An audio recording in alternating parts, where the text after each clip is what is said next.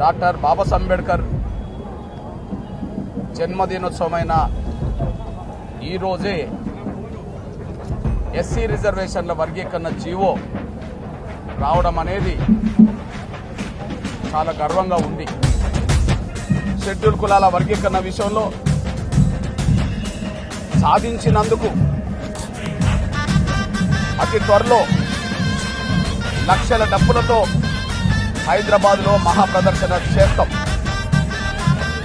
ఇక రేవంత్ రెడ్డి గారి ప్రభుత్వమే తెలుసుకోవాలి, మాకు పర్మిషన్ హైదరాబాద్లో ఇస్తారా ఇవ్వరా అని.